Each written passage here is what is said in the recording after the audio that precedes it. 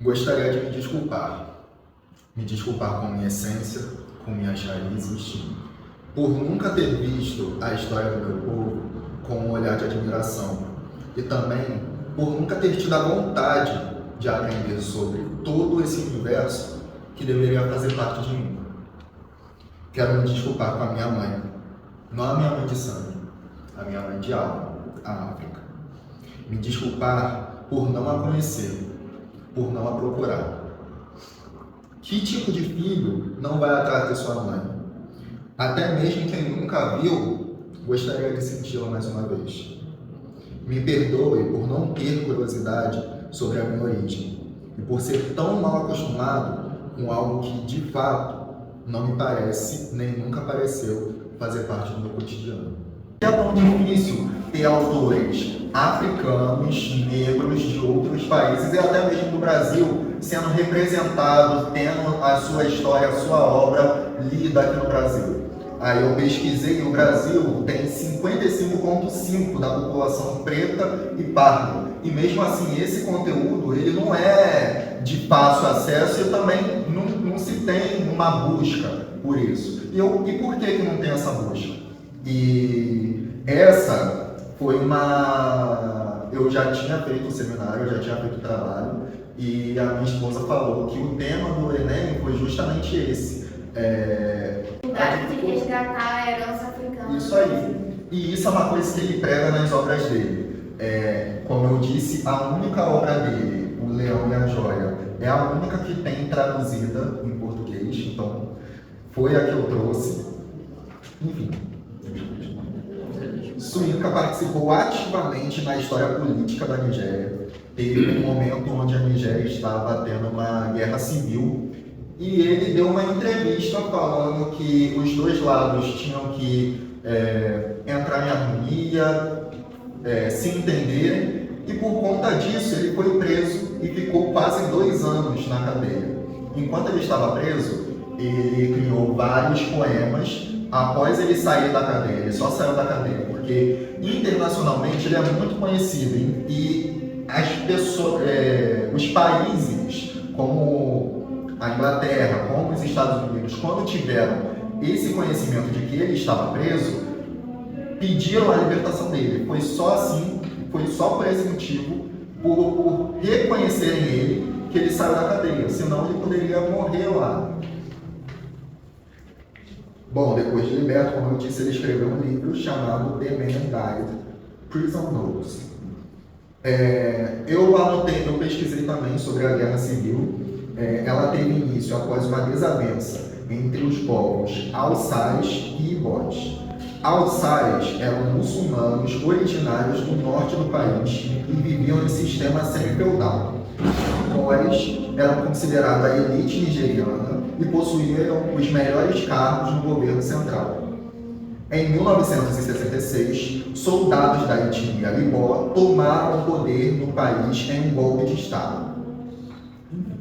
Tem mais, eu pesquisei, mas... Não, é só a gente perceber a bagunça que foi a colonização, né? Que você já tem esses dois grupos, esse grupo muçulmano, né? Que após a saída dos ingleses, também se vê na questão de querer tomar o poder. E olha onde historicamente eles estão situados, né? Quase numa idade média, né? Ele ainda critica as ditaduras na Nigéria e em todo o continente africano. E ele teve que fugir algumas vezes do seu país, porque ele podia novamente ser preso. E desde 1994 ele tem ficado nos Estados Unidos. Ele dá palestras em universidades como Harvard, Yale, e novamente eu trago por que um autor como esse não é conhecido e nem reconhecido aqui no Brasil. Agora eu vou ler um pouco sobre O Leão e a Joia, que é a obra dele. E ele é uma peça de romance. Ela narra um triângulo amoroso entre uma jovem bastante bonita de uma aldeia chamada Cindy, e ela é cortejada por 2 pessoas. O Baroca, que ele é o leão, Ele é o chefe da aldeia, ele tem 60 anos. E um jovem professor chamado Lachlan, que ele viajou para outros países e ele tem o colonialismo ficou muito forte nele. Então ele tirou totalmente essa tradição do seu povo e ele quis fazer os costumes europeus. Ele quis se montar como uma pessoa europeia, mesmo estando numa aldeia onde os costumes tradicionais eram bem rígidos. Uma coisa que eu percebi é que tem um preconceito, querendo ou não, porque sem falar dos países europeus e americanos.